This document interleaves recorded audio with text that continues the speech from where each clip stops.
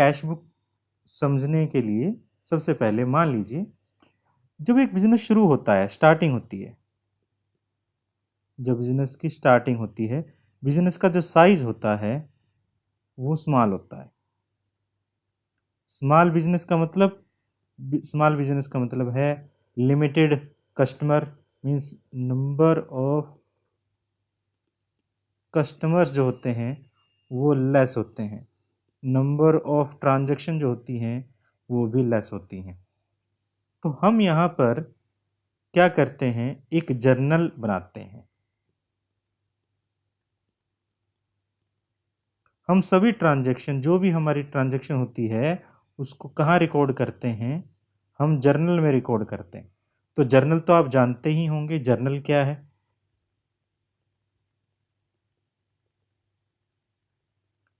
Journal is a book of original entry in which the transactions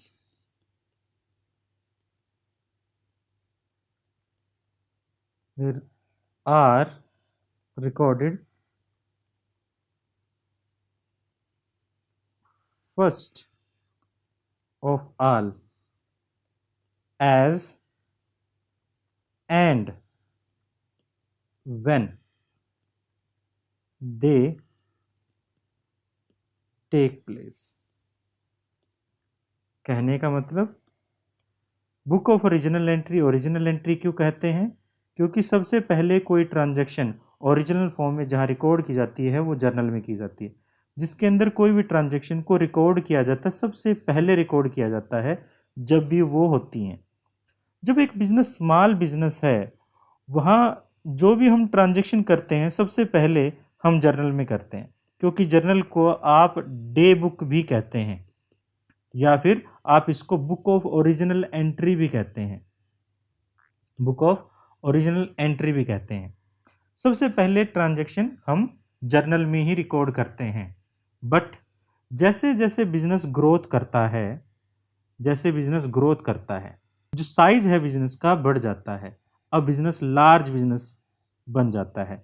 size बढ़ने का मतलब ये है नंबर ऑफ कस्टमर जो है वो इंक्रीज हो चुके हैं, नंबर ऑफ ट्रांजैक्शन जो है वो इंक्रीज हो चुके हैं। अब से फॉर एग्जांपल मान लीजिए पहले हमारे नंबर ऑफ कस्टमर 100 थे और ट्रांजैक्शन भी 100 होती थी, बट अब 1000 कस्टमर हो चुके हैं और ट्रांजैक्शन भी 1000 होती हैं। तो क्या हम यहाँ पर सभी ट्रांजैक्शन को, जो जर्नल तैयार की जाती थी, जर्नल में होता क्या था, जर्नल को आप डे बुक कहते थे। हमारा एक क्लर्क जो है उस डे बुक में हर ट्रांजैक्शन को रिकॉर्ड करता है। बट क्या अब क्योंकि नंबर ऑफ ट्रांजैक्शन बहुत ज़्यादा हो गई हैं, तो क्या हम सभी ट्रांजैक्शन को एक ही जगह पर रिकॉर्ड कर सकते हैं? ऐसा करना थोड़ा मुश्किल हो जाएगा। इसके लिए हम क्या करते हैं, जर्नल को कुछ स्पेशल कैटेगरीज में डिवाइड कर देते हैं, जिसको हम क्या कह देते हैं, सब। हम इसको कुछ स्पेशल कैटेगरी में डिवाइड कर देते हैं, यानी कहने का मतलब हम जर्नल को ही कुछ पार्ट्स में डिवाइड कर देते हैं। इसको आप सब डिवीज़न कह सकते हो या फिर इन्हीं बुक को हम स्पेशल बुक्स कह रहे हैं। आप इनको स्पेशल बुक्स कह सकते हो क्योंकि अलग अलग नेचर के अकॉर्डिंग हम अलग अलग बुक्स तैयार करेंगे। या फिर इनको आप डे बुक्स भी कह सकते हो, क्योंकि जर्नल को डे बुक कहा जाता था, ये क्या कहलाएंगी, डे बुक्स कहलाएंगी, क्योंकि एक बुक नहीं है, बहुत सारी बुक है। या फिर आप इन्हीं का नाम बदलकर बुक्स ऑफ ओरिजिनल एंट्रीज भी कर सकते हो। अब यहाँ पर ध्यान देने वाली बात यह है कि पहले एक बुक होती थी, अब ये बुक्स हैं, यानी कहने का मतलब एक से ज़्यादा बुक्स हैं। अब इनको किस तरह से कैटेगराइज करते हैं वो देखिए।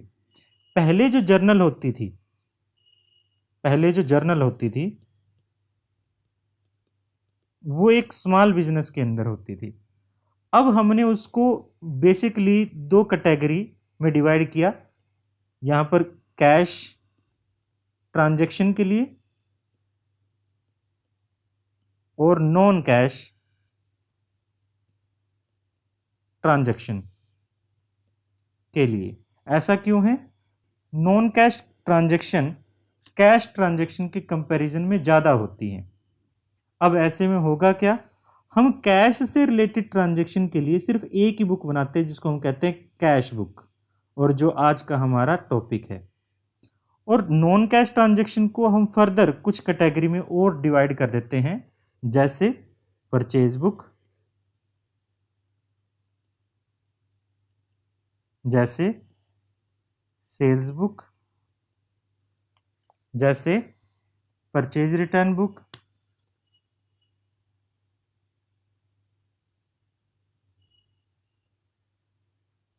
जैसे सेल्स रिटर्न बुक,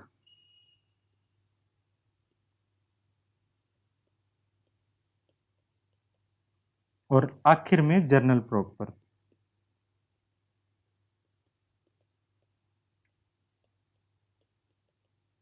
मैं जर्नल प्रॉपर को स्टोर बोलता हूं। क्यों बोलता हूं?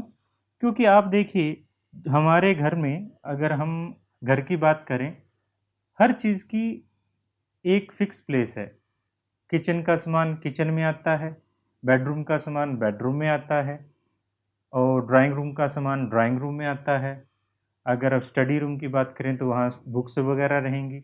बट एक स्टोर ऐसा है, जो भी एक्स्ट्रा मटेरियल किसी भी जगह पर है उसको हम स्टोर रूम में डाल देते हैं।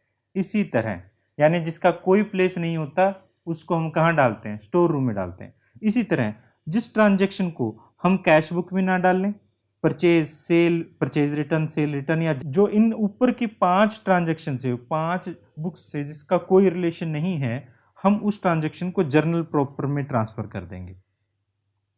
अब यहां पर हमारे पास ये सारी ट्रांजेक्शन, ये सारी बुक्स जो हैं वो क्रेडिट ट्रांजेक्शन के लिए हैं। ये सारी बुक्स क्रेडिट ट्रांजेक्शन के लिए, यानी अगर आप कैश परचेज करते हो तो कहां पर आएगा? कैश परचेज को हम यहां लेंगे, कैश बुक में लेंगे। और क्रेडिट परचेज को, अगर ये क्रेडिट परचेज होता तो हम इसको परचेज बुक में लेते। इसी तरह कैश सेल को हम कैश बुक में लेंगे, बट क्रेडिट सेल होता तो सेल बुक में। परचेज रिटर्न कैश हो तो कैश बुक में, अगर परचेज रिटर्न क्रेडिट हो तो परचेज रिटर्न बुक में। तो क्रेडिट ट्रांजैक्शन के लिए अलग अलग डेडिकेटेड बुक्स बनाई गई हैं, बट सभी प्रकार के कैश ट्रांजैक्शन के लिए कैश बुक बनाई गई है। कैश बुक हमारे लिए काफ़ी इंपॉर्टेंट है।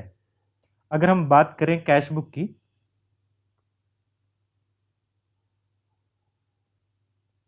कैश बुक, कैश बुक जो रिकॉर्ड करती है सभी टाइप की कैश रसीट्स एंड कैश पेमेंट्स को हम कैश बुक में रिकॉर्ड करते हैं। Only and only cash. यहां पर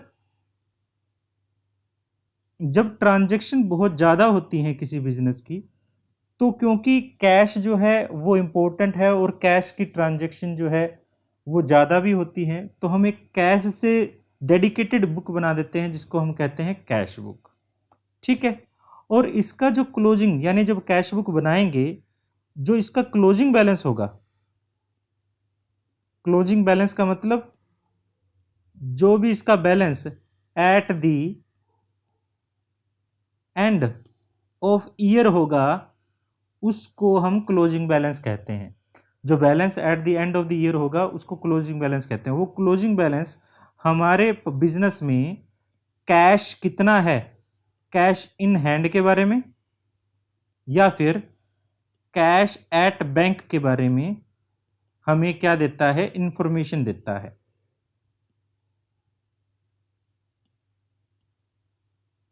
चाहे बड़ा बिजनेस हो या छोटा बिजनेस हो, कैश बुक हर कोई बनाता है और ये काफ़ी पॉपुलर बुक है। कैश बुक हमारे दो टाइप के ऑब्जेक्टिव को पूरा करती है। इसको इसी बात को हम कह देते हैं डुअल पर्पस। कैश बुक जो है डुअल पर्पस के लिए बनाई जाती है। डुअल पर्पस कौन से हैं? कैश बुक एक टाइम में सब्सिडरी बुक है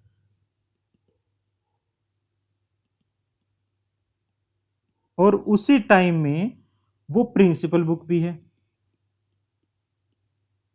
ये प्रिंसिपल बुक क्या होता है और सब्सिडरी बुक क्या होता है, इसके बारे में समझिए। सब्सिडरी बुक का मतलब है बुक ऑफ ओरिजिनल एंट्री, यानी जर्नल। जैसे कोई भी ट्रांजैक्शन को आप जो सबसे पहले रिकॉर्ड करते हो उसको हम subsidiary book of original entry बोलते हैं। एनी ट्रांजैक्शन, इसको हम क्या दे देते हैं, दूसरा नाम हमारा बुक ऑफ ओरिजिनल एंट्री भी बोल देते हो आप इसको। और वैसे जो प्रिंसिपल बुक्स होती हैं उसको हम लेजर को एक तरह से लेजर को आप प्रिंसिपल बुक भी बोल देते हैं। सबसे यानी कहने का मतलब जब आप कैश बुक बना रहे हो, जब आप कैश बुक मेंटेन कर रहे हो तो आपको कैश अकाउंट अलग से मेंटेन करने की जरूरत नहीं पड़ेगी। बट अगर आप परचेज बुक यानी कैश बुक अगर बना रहे हो, no need to maintain cash account. But अगर आप परचेज बुक बना रहे हो तो आपको परचेज अकाउंट अलग से बनाना पड़ेगा। आप सेल बुक बना रहे हो तो सेल अकाउंट अलग से बनाना पड़ेगा। क्यों बनाना पड़ेगा? क्योंकि कैश नगद या उधार नहीं होता, परचेज नगद और उधार हो सकती है। जब हम परचेज अकाउंट की बात करेंगे तो उसमें कैश परचेज यहां से आएगा और क्रेडिट परचेज यहां से आएगा, दोनों को लिखेंगे। इसी तरह जब हम सेल अकाउंट बनाएंगे तब यहां पर कैश सेल जो यहां से आएगा, कैश सेल जो हम यहां से रिकॉर्ड करेंगे और क्रेडिट सेल जो यहां से रिकॉर्ड करेंगे, दोनों रिकॉर्ड करेंगे। जब हम कैश बुक बनाते हैं तो हमें अलग से कैश अकाउंट बनाने की जरूरत नहीं रहती। इस वजह से, और इसको हम क्या कह सकते हैं, हम इसको प्रिंसिपल बुक भी कह सकते हैं। दूसरी तरफ क्योंकि सबसे पहले ट्रांजैक्शन हम कैश बुक में करते हैं, all transaction related to cash first of all will be recorded in the cash book. तो कैश बुक में सबसे पहले ट्रांजैक्शन उसमें करते हैं और उसको बाद में हमें लेजर में भी ट्रांसफर करने की जरूरत नहीं है। इस वजह से कैश बुक एक टाइम में सब्सिडरी बुक भी है और प्रिंसिपल बुक भी है। ये बात आई थिंक आपको समझ आई होगी। अब यहां पर कुछ चीजें आपको पता होना चाहिए। एक कैश बुक अकाउंट में कैश अकाउंट और कैश बुक में फर्क क्या है, डिफरेंस क्या है। सबसे पहले जो कैश अकाउंट बनाया जाता है वो एक लेजर है और ये हमारी सेपरेट डेडिकेटेड, हम कह सकते हैं सेपरेट डेडिकेटेड जर्नल है। कैश बुक को मेंटेन जब करते हैं पहले जर्नल बनता है, उसके बाद हम लेजर बनाते हैं जो कैश बुक होगा। जो ट्रांजैक्शन को ट्रांसफर करते हैं इसको पोस्टिंग कहते हैं। यानी कहने का मतलब कैश बुक में ट्रांजैक्शन पोस्ट की जाती है जर्नल से, बट कैश बुक में कोई पोस्टिंग नहीं होती। इसमें ओरिजिनल एंट्री होती है first of all cash transaction जो भी रिकॉर्ड की जाएंगी, फर्स्ट ऑफ ऑल जो कैश ट्रांजैक्शन होंगी रिकॉर्ड की जाएंगी इन कैश बुक। तो कैश बुक में हमारे पास सभी ट्रांजैक्शन जो पहली होती हैं वो कैश से रिलेटेड को हम कैश बुक में रिकॉर्ड करेंगे। बट अब जब कैश अकाउंट बनाते हो तो उनको पहले जर्नल में रिकॉर्ड किया जाता है और उसके बाद आप कैश बुक में मेंटेन करते हो, ट्रांसफर करते हो। जो कैश बुक है, जब कैश अकाउंट बना रहे हो तो जर्नल अकाउंट मेंटेन करने की जरूरत है। बट जब आप कैश अकाउंट बना रहे हो तो कैश बुक बना रहे हो तो कैश अकाउंट बनाने की कोई जरूरत नहीं है। No need to maintain cash account आपको मेंटेन करने की जरूरत नहीं है।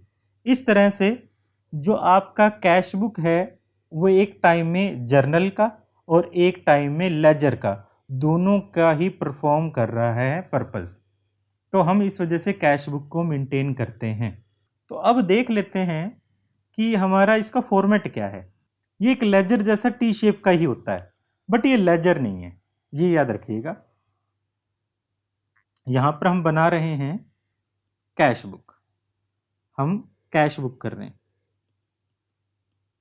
इसको बताने से पहले थोड़ा मैं बता देता हूं कैश बुक के टाइप्स। हम टाइप्स की बात करें जब,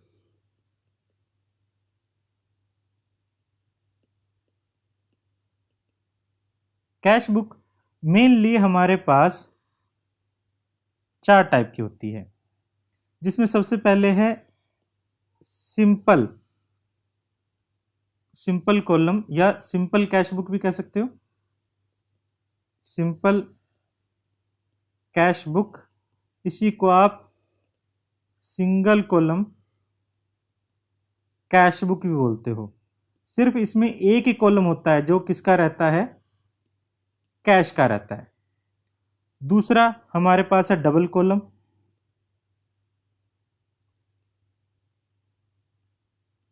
डबल कॉलम कैश बुक, नाम से ही पता चल रहा है इसमें कॉलम जो है डबल है।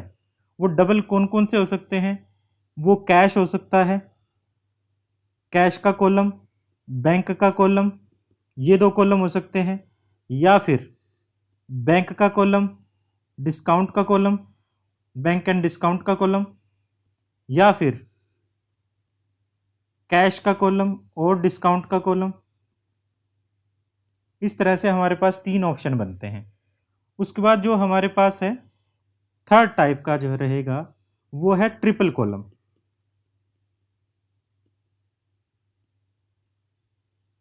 Cash book. तो इसमें हम कैश को भी ले लेते हैं, डिस्काउंट को भी ले लेते हैं और बैंक को भी ले लेते हैं। सभी प्रकार के इसमें कॉलम बन जाते हैं। और इसके बाद लास्ट में है petty cash book. Petty cash book यानी एक छोटी कैश बुक। वो कैसे होगी हम आगे क्लासेस में देखेंगे। तो इसके कॉलम कौन कौन से होते हैं, हम सबसे पहले आज जो कर रहे हैं वो सिंपल कैश बुक या सिंगल कॉलम कैश बुक की बात कर रहे हैं। तो सिंपल कैश बुक क्या है, सिंपल कैश बुक बिल्कुल सिंपल है, नाम से पता चलता है सिंपल कैश बुक। जहां पर आपको पता है कि जो भी कैश बुक के ये जर्नल हैं वो क्रोनोलॉजिकल ऑर्डर में यानी date wise time wise record किए जाते हैं। पहले जो ट्रांजेक्शन होंगी उनको पहले रिकॉर्ड किया जाएगा और बाद में होने वाली ट्रांजेक्शन को हम बाद में रिकॉर्ड करेंगे। तो यहाँ पर हमारे पास जो कैश बुक है वो एक टी शेप है, जिसके एक साइड डेबिट साइड है और दूसरी साइड क्रेडिट साइड है। और यहाँ पर कॉलम जो बने हुए हैं ये टी शेप 2 पार्ट में डिवाइड करता है, क्योंकि कैश जो बुक है वो दोनों ही एस्पेक्ट को, कैश रिसीट और कैश पेमेंट दोनों को ही रिकॉर्ड करता है। इस वजह से हम यहाँ पर जो कैश बुक बनेगी उसमें दो साइड रहेंगी। ये हमारे पास एक ही ऐसी जो हम सब्सिडरी बुक है कह सकते हैं जिसकी 2 साइड्स होती हैं, नॉर्मली नहीं होती जनरल प्रॉपर के अलावा। तो यहाँ पर हमारे पास 2 साइड में 2 साइड जो बनती हैं, जो एक साइड रहेगी हमारी डेबिट साइड और डेबिट साइड में ये जो रहेगा ये रहेगा अमाउंट।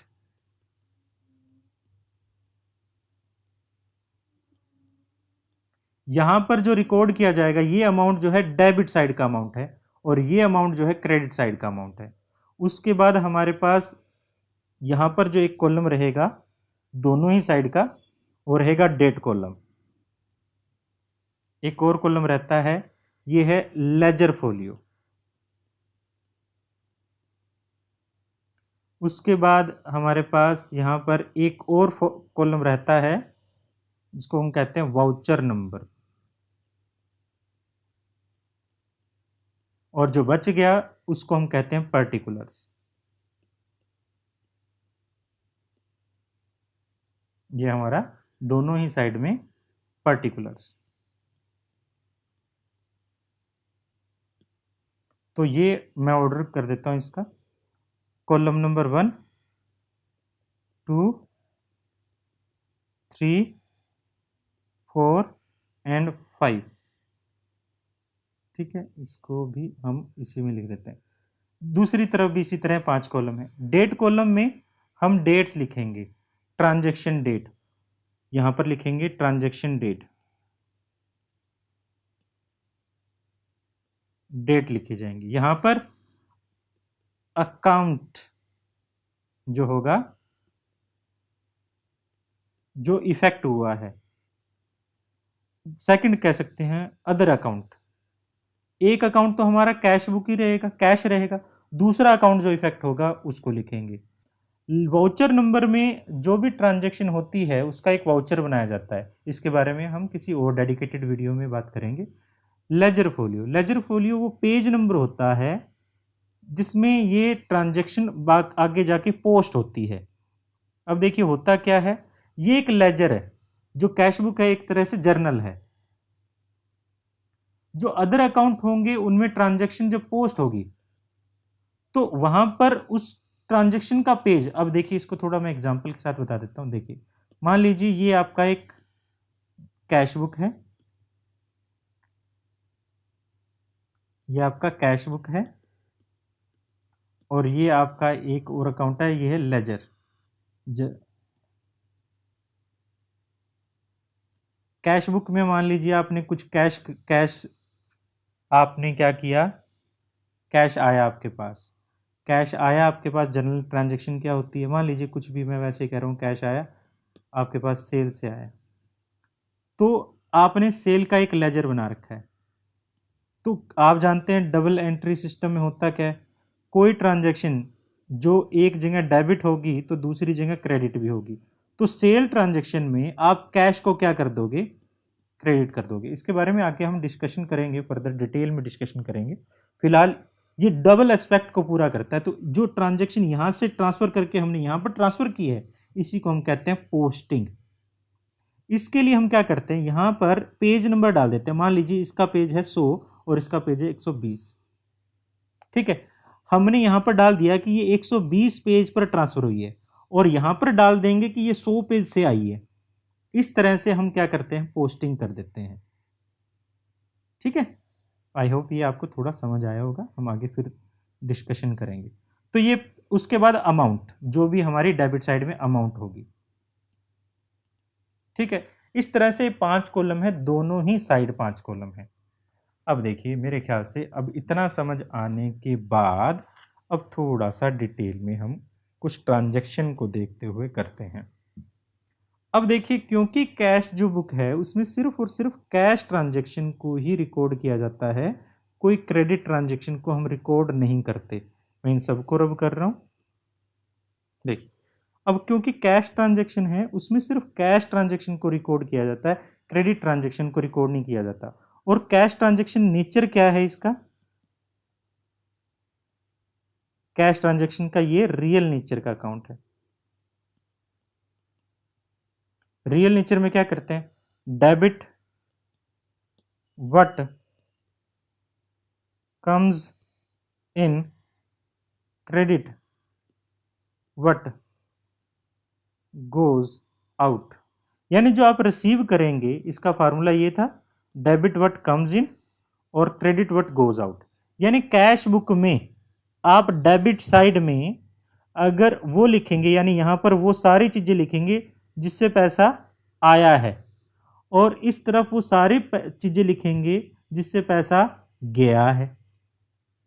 अब यहां पर एक छोटा सा रूल और है, जब भी हम कोई डेबिट साइड की तरफ ट्रांजैक्शन लिखते हैं तो यहां पर हम टू लगाते हैं और यहां पर हम बाय लगाते हैं। ये क्यों है, इसके भी बारे में थोड़े से देर बाद मैं बताता हूं। तो यहां पर हम जो भी ट्रांजैक्शन हमारी डेबिट साइड में लिखी जाएगी उसको हम यहां पर टू और यहां पर हम बाय वर्ड का इस्तेमाल करेंगे। अब देखिए, अब जब भी मान लीजिए आपने कोई बिजनेस किया तो सबसे पहले आपने बिजनेस स्टार्ट किया। बिजनेस जब स्टार्ट किया तो बिजनेस में कैश आया। नॉर्मली आप क्या करते हो, जर्नल बनाते। अगर जर्नल बनाते तो क्या करते, अगर जर्नल बनाते तो आप करते cash account debit to capital. आप ये करते, मान लीजिए 20,000 रुपये आपके कैपिटल के रूप में आए हैं, ये जर्नल में ट्रांजैक्शन होती, ठीक है। अब यहां पर कैश, अगर हम अब क्योंकि कैश बुक मेंटेन कर रहे हैं तो जर्नल तो आपने करना नहीं है, तो आप कैसे करो, सेम यही चीज, सिर्फ थोड़ा सा स्टाइल बदल गया। डेबिट, कैश डेबिट हो रहा है, कैश डेबिट हो रहा है। अब ध्यान रखिएगा, कैश जब कैश डेबिट हो तो इधर, कैश क्रेडिट हो तो इधर। कैश क्या हुआ हमारा, डेबिट, तो कैश क्या हुआ, डेबिट। तो कैश के डेबिट साइड में यहां पर आप क्यों लिख रहे थे, टू लिख रहे थे, तो आप क्रेडिट, जो टू वाली आइटम है उनको हम किस साइड लिख देंगे, डेबिट साइड लिख देंगे। देख रहे हैं, कैश अकाउंट डेबिट, तो कैश को हमने कर दिया डेबिट। मैंने काफ़ी कुछ लिखा हुआ है, मैं इसको रब कर देता हूँ एक बार, थोड़ा दिखने में थोड़ा अच्छा लगेगा आपको, थोड़ा क्लियर भी हो जाएगा। तो कैश को आपने क्या कर दिया, डेबिट। कैश आप कर रहे हैं डेबिट, और कैश यहां पर कर रहे हैं क्रेडिट। कैश को आपने डेबिट किया, जो टू लिखा हुआ था आगे, टू के साथ लिख दिया कैपिटल। इनको ब्लैंक छोड़ देंगे, हमारे सिलेबस के पॉइंट ऑफ व्यू से इसका ज़्यादा यूज नहीं है।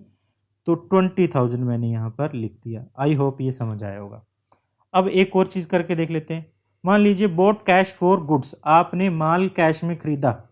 अगर कैश में खरीदते थे तो आप क्या एंट्री करते थे, आप करते थे purchase account debit to cash.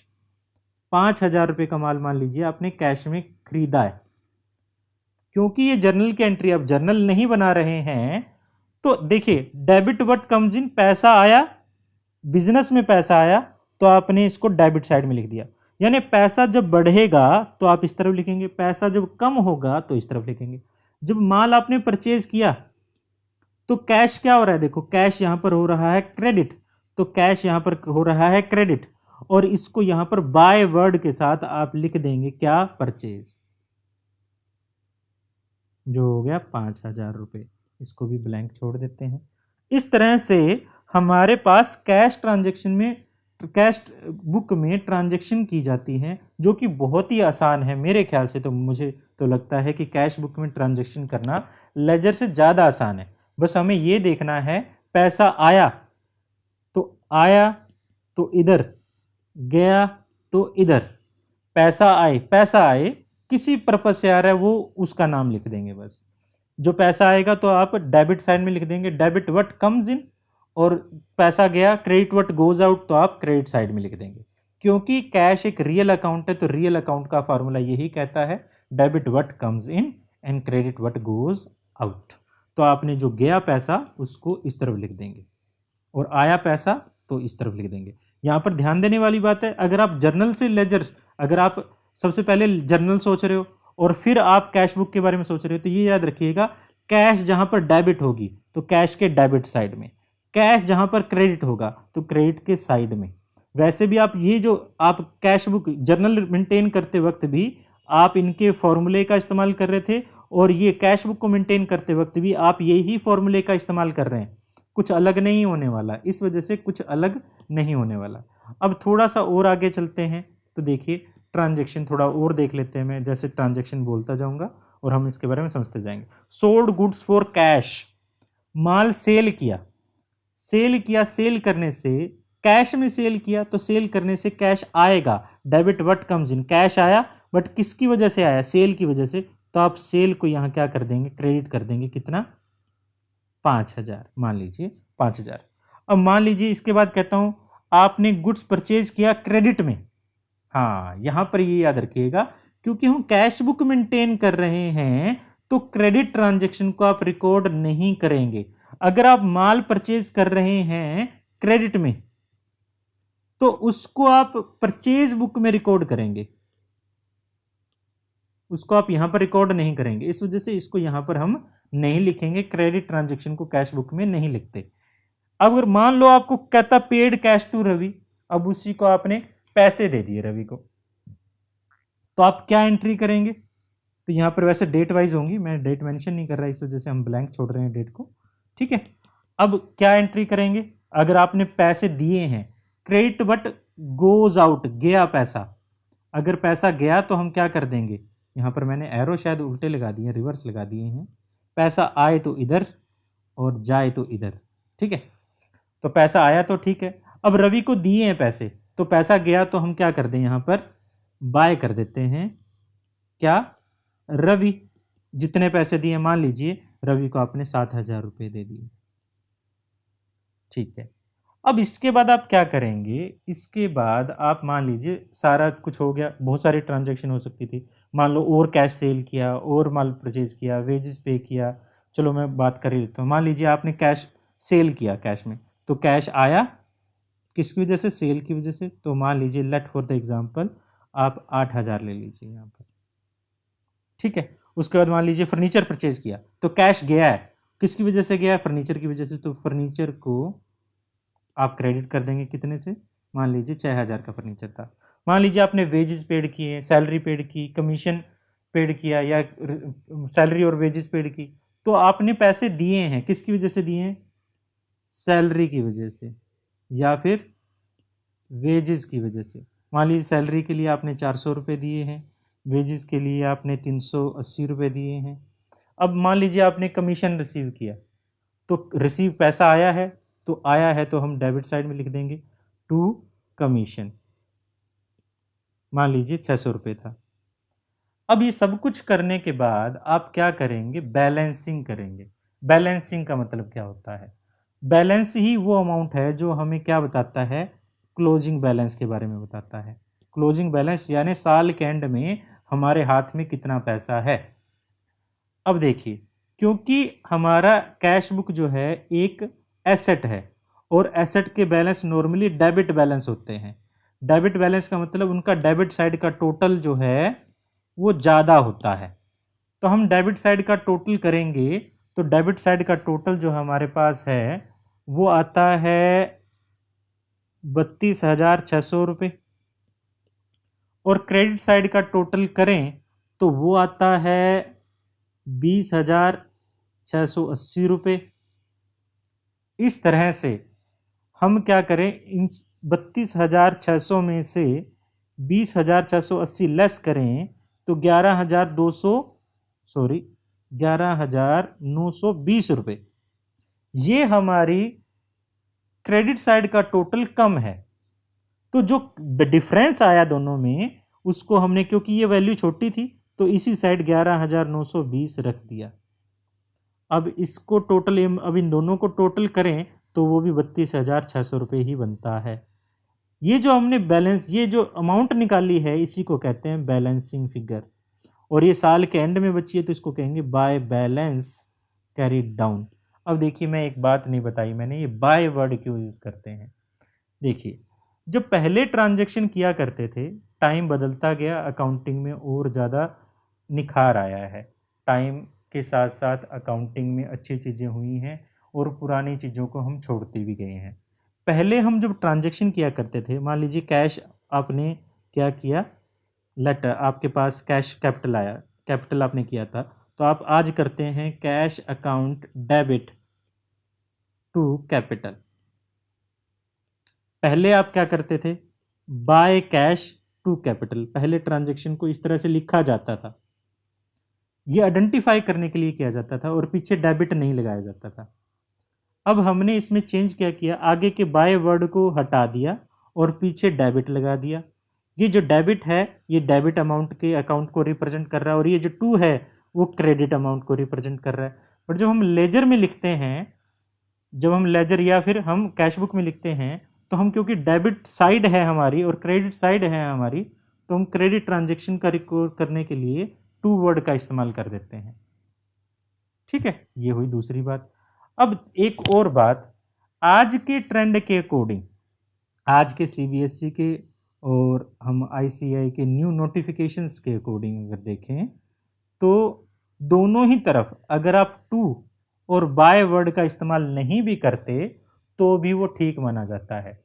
Account को, आप अमाउंट को सही साइड में रखो, टू और बाय वर्ड का इस्तेमाल नहीं भी करते तो भी वो ठीक है न्यू नोटिफिकेशंस के अकॉर्डिंग। बट जैसे हम पुराने हैं, हमें आदत पड़ी हुई है टू और बाय का इस्तेमाल करने की, तो हम यहाँ करते हैं। ठीक है, ये तो हुई एक बात।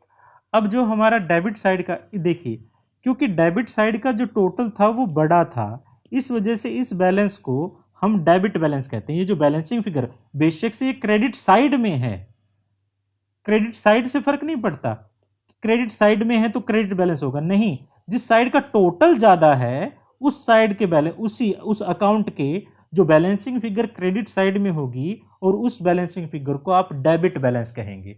क्यों कहेंगे? क्योंकि जब नया साल आएगा, अब देखिए ये आपका क्लोजिंग बैलेंस था, हमने शुरुआत में कहा भी था कि जो हमारी बैलेंसिंग फिगर होती है वो हमें साल के एंड में कितना बैलेंस रहा वो बताती है। तो यहाँ पर हमारे पास जो हमने ये बैलेंस निकाला है ये क्लोजिंग बैलेंस है, ये क्लोजिंग बैलेंस यानी बैलेंस एट दी एंड, या फिर कह सकते हो cash in hand at the end of year, यानी साल जब खत्म हुआ तो हमारे पास हाथ में कैश कितना था। तो जब साल नया शुरू होगा तब भी हाथ में उतना ही कैश होगा या बदल जाएगा? उतना ही होगा।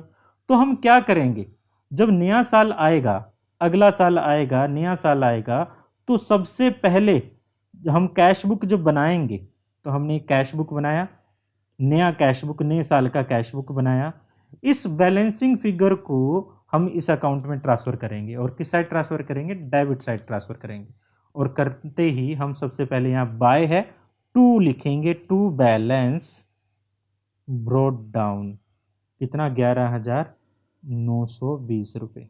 यहाँ दो अकाउंट कॉलम और हैं हमारे पास, ठीक है, 920 रुपये। इस तरह से ये कैरी डाउन का मतलब ये है कि ये बैलेंस आगे कैरी कर रहे हैं, कैरी का मतलब आगे लेकर जाना, और ब्रोड डाउन का मतलब ये बैलेंस पीछे से आया है, ये बैलेंस प्रीवियस ईयर का बैलेंस हमने आगे लेकर आए हैं और ये बैलेंस को हम आगे लेकर जाएंगे। इस तरह से हम यहाँ पर कैरी डाउन और यहाँ पर ब्रोड डाउन करते हैं। ये बैलेंस इधर जाता है, सीजर कट जिसे कहते हैं, ये बैलेंस इधर जाता है, और अगर इधर बैलेंस होता तो इधर जाता। बट कैश बुक की जब बात करें तो कैश बुक में कभी भी हमारे पास क्रेडिट बैलेंस नहीं होगा, यानी बैलेंस इस तरफ बचेगी नहीं। क्यों नहीं बचेगी? क्या आप ऐसा हो सकता है कि आपकी जेब में 50 रुपए हैं और आप कैश 50 से ज़्यादा खर्च कर दें? ऐसा नहीं हो सकता। अगर आपका खर्च ज़्यादा हो गया तो वो क्रेडिट बेस पे हो सकता है, कैश में नहीं हो सकता। इस वजह से कैश ट्रांजेक्शन को का बैलेंस जो होगा, कैश बुक का जो बैलेंस होगा, हमेशा ही डेबिट बैलेंस रहेगा। ये थी आज की क्लास और इंट्रोडक्शन ऑफ कैश बुक।